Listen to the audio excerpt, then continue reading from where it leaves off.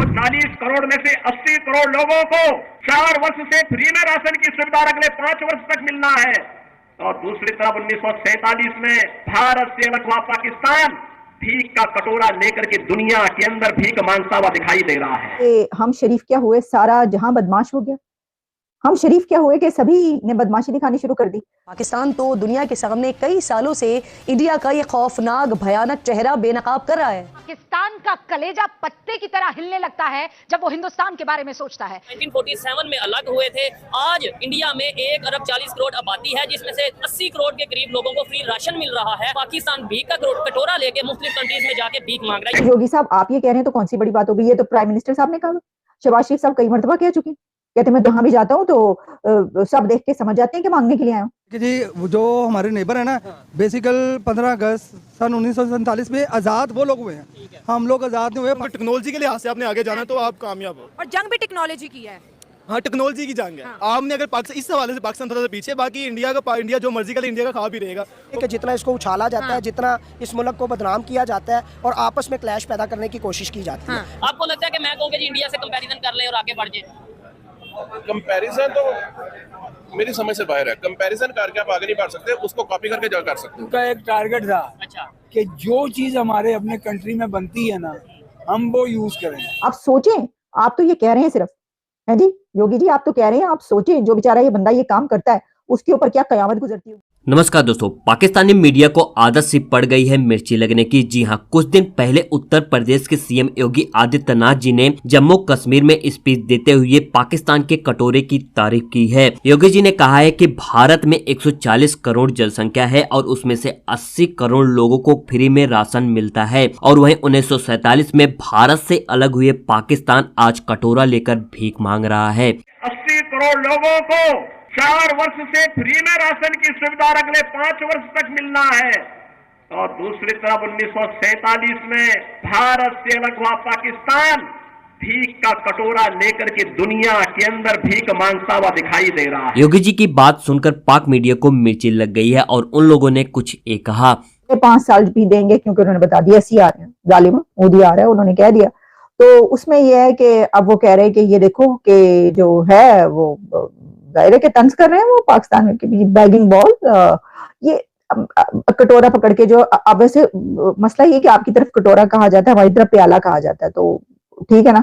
अब प्याला हो या कटोरा हो, बात तो वही है भाई, नाक तो रगड़नी पड़ती है ऐसी सिचुएशन में। उन्होंने तो कंपैरिजन कर दिया पाकिस्तान और इंडिया का अपनी तकरीर में। सर आप लोग ऐसे ही हमारे ऊपर बरसते हैं कि हम इंडिया और पाकिस्तान का कंपैरिजन करते हैं।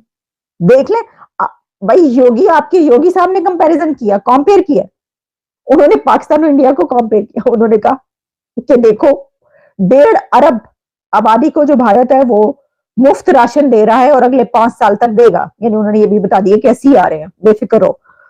तो उन्होंने कहा दूसरी तरफ देखो कटोरा लेके भीख मांग रहे हैं पूरी दुनिया में। भाई आप तो कंपैरिजन कर रहे हैं, फिर इसका मतलब है, तो इसका मतलब है कंपैरिजन हम भी करते हैं तो ठीक करते हैं। फिर आप तो ये कह रहे हैं सिर्फ, है जी योगी जी, आप तो कह रहे हैं, आप सोचें जो बेचारा ये बंदा ये काम करता है उसके ऊपर क्या कयामत गुजरती होगी। अभी वो सऊदी अरेबिया से मांग के आए, अभी मांग के आए, कह रहे हैं कि 5 और कामयाब कहा जा रहा है कि वो 5 बिलियन की तो बात हो गई है, वो हो जाएगा काम इन्वेस्टमेंट के उसमें, जो भी वट जो भी है।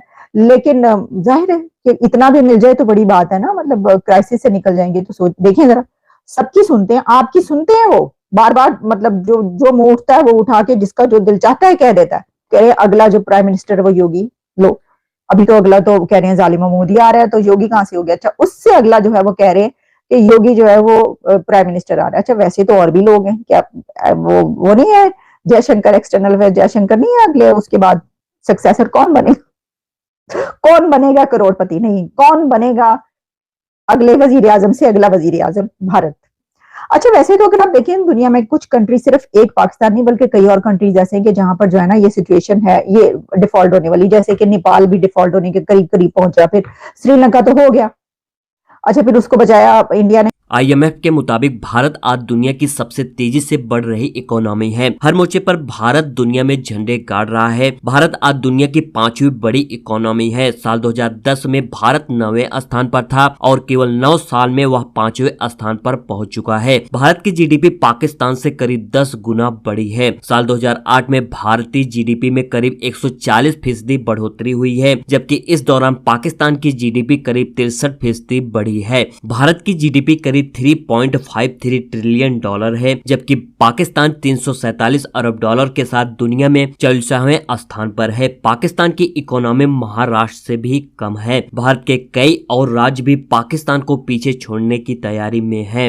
आपको लगता है कि मैं कहूँगा जी इंडिया से कंपैरिजन कर लें और आगे बढ़ जाए? कंपैरिजन तो मेरी समझ से बाहर है। कंपैरिजन करके आप आगे नहीं बढ़ सकते, उसको कॉपी करके जा कर सकते हो। कॉपी भी ना करें यार, देखें अपनी पॉलिसीज बना लें, लेकिन ये देखें वो कैसे आगे जाने वाले क्या सोचते होंगे कि यार ये क्या चीजें पाकिस्तान में चल रही हैं, और देखने के वालों के अलावा दुनिया हमें इस टाइम किस इमेज से देख रही होगी?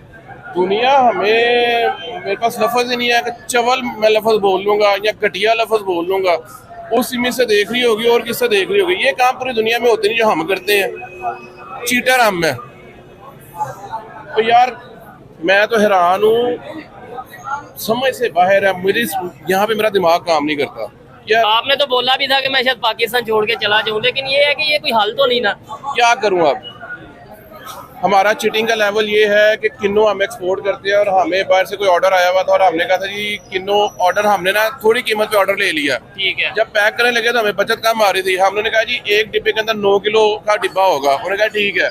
हमने उसमें 7 किलो किन्नू डाले और 2 किलो शलगम डाल दिए। तो यार तुम किन्नू के अंदर मिलावट करना चाह रहे हो, किन्नू के अंदर रेड ब्लड होता है उसकी मिलावट कर दो, संतरे की मिलावट कर दो, फ्रूटर की मिलावट कर दो, बट शलगम और किन्नू, ये कैसा कंपैरिजन तुमने किया? हम लोग इतने चीटर हैं, हमें शर्म ही नहीं आती। हकीकत बात, तुम अगर दीन के लिए चल रहे हो, दुनिया में कहीं और होता है, दुनिया में क्रिश्चियंस भी हैं, बड़े मजहब है, इतने ज्यादा मैं गिना नहीं सकता। जो लोग अपने मजहब का प्रचार करते हैं वो पॉलिटिक्स नहीं करते। हमारे यहाँ पे मजहब का प्रचार भी करते हैं, साथ में पॉलिटिक्स भी करते हैं। क्यों? बेवकूफ लोग हैं, उनके पीछे लग जाते हैं, उन्हें पता है हमारा वोटर है। सर ये मुल्क है, जब ऐसा होगा तो इसमें कैसे मुल्क तरक्की करेगा? जिस मुल्क में एक बंदे की सोच ही है कि मैं अपने बच्चे को पढ़ाऊं, उसके ऊपर 40 लाख रुपया खर्चा करूं और वो 20-25 साल की सर्विस होएगी, उसके बाद उसको प्रोटोकॉल मिलेगा, गार्ड्स मिलेंगे, क्यों ना मैं अपने बच्चे को मदरसे भेज दूं, 10 साल वहाँ पे रहे, इसकी आवाज़ अच्छी है, लोग इसकी आवाज़ सुनेंगे और इसको 10 साल बाद पैसे भी नहीं लगेंगे और वही एसपी वाला प्रोटोकॉल मिल जाएगा। जिस कौम की सोच ये है वो किधर जाएगी? और ऐसी सिचुएशन में मेरे ख्याल से हम मजहब की भी खिदमत नहीं कर पाएंगे और ना ही अपने कंट्री की खिदमत कर, अपनी जेब की तो खिदमत। मजहब की खिदमत क्या, बल्कि हमें बहुत ज्यादा जूते पड़ेंगे। हम लोग अपने मजहब को खुद खराब कर रहे हैं। तो यार आप लोगों को क्या लगता है कि पाकिस्तान की इस समय जो हालत है, अगर ऐसा ही चलता रहा तो आने वाले 10 सालों में पाकिस्तान का क्या हाल होगा? अपनी राय कमेंट सेक्शन में जरूर बताएं और वीडियो पसंद आई है तो वीडियो को लाइक और चैनल को सब्सक्राइब जरूर करें। मिलते हैं किसी नेक्स्ट वीडियो में।